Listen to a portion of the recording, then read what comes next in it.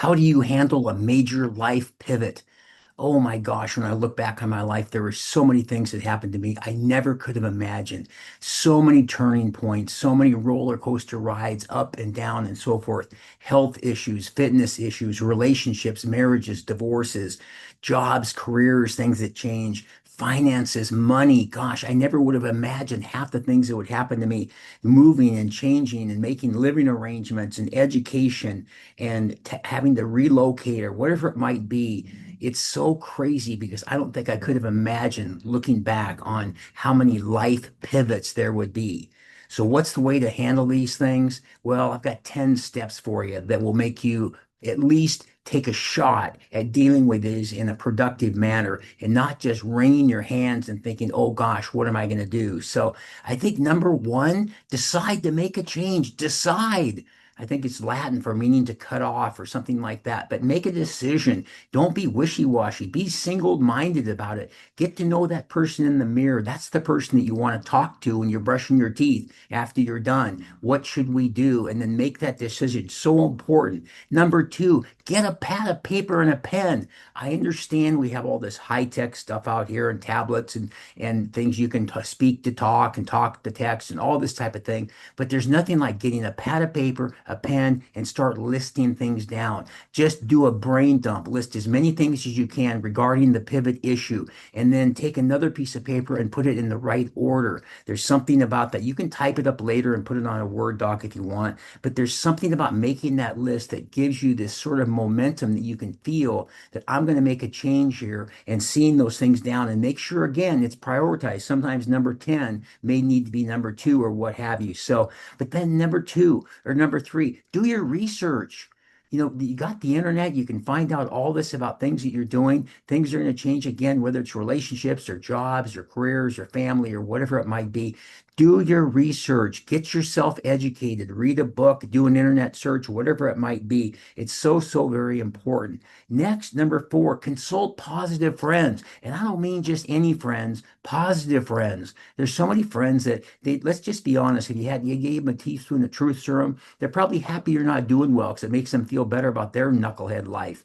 I'm talking about people that encourage you and are always in your corner. We know who those people are. It may not be a lot, but make sure you consult those people, tell them what you're doing and how you're doing it, and make sure they'll be in a position to then give you encouragement too. So, another one of those things, number five, think about what you love. Think about what is the type of thing you've always enjoyed and so forth. And there's so many times we've gotten into careers, as an example, and you may have to pivot where you did it because your folks wanted you to be a doctor, lawyer, whatever it might be, but you did it to please them and it ended up not being something. Maybe you really wanted to be an artist. So think about something that you love. And that ties right into number six. Ask yourself, does this make me happy? I'm that gratitude guy, and I think gratitude is a great emotion to have, a happiness attitude of gratitude, and so forth. But the thing is that I got a better question in some ways. What makes you happy? Not your friends, not your spouse, not your boyfriend, girlfriend, family, whatever. What makes you happy? Ask yourself that question and then start putting it through this checklist of these different things that can impact you and get closer to being in a better position when you're having to pivot in life too. So, and then number six, or number seven, be open to all possibilities.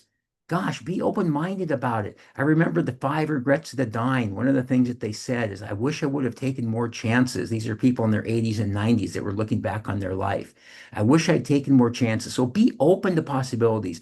Think about what you wanted to be when you grew up. What were the types of things that you never did that you maybe should have thought about too? So really open your mind and be aware of those things. Number eight, set a timeline. Don't just have it be out in the next few years or next few months. By 30 days from now, I'm going to do such and such, 60 days, 90 days, whatever. But really set up a timeline. And then you can take that pad of paper or that Word doc and you can assign the dates to the various bullet points that you have after you put them in that priority list. But the timeline will give you that sort of accountability, which you really need, because otherwise it's just some dream out in the end. And so, speaking of the end, number nine, Keep the end in mind. Think about where you're going to be. Picture yourself with those victories, if you will, with those accomplishments, with those things that you got done.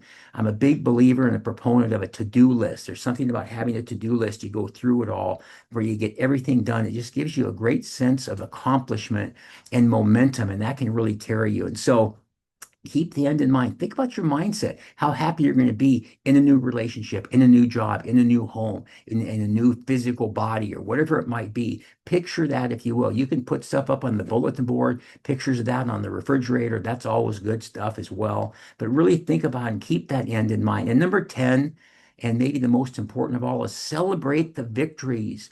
Be proud of yourself. I always encourage people to have a great relationship with yourself. Go up to the mirror, look at yourself, smile, and go, I'm proud of you.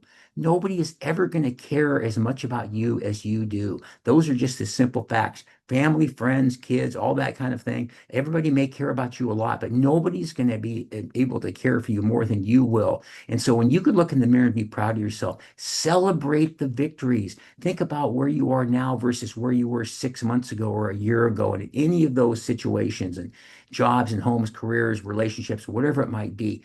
But that's a good way to plan. So just a real quick recap. Number one, decide to make a change. Number two, get a pad of paper, make a list, put it in the right priority order. Do your research. Number three. Number four, consult positive friends. Number five, think about what you love. That's so important because you're always going to succeed at doing something that you love. If you love it, you'll do well at it. Number six, ask yourself, what makes me happy? It's also important to be grateful, but it's almost more important to be happy. What makes you happy? Seven, be open to all possibilities. Number eight, set a timeline, make it 30, 60, 90 days, something that will really hold you accountable. Number nine, keep the end in mind. And number 10, celebrate the victories. Be proud of yourself. Really, really work on that relationship with yourself. The stronger the relationship you have with yourself, the better your entire life works. It's been proven over and over again. Think about that. When you're having a big pivot, follow those 10 steps. That'll help you. I'm the gratitude guy. Remember, be grateful and never quit.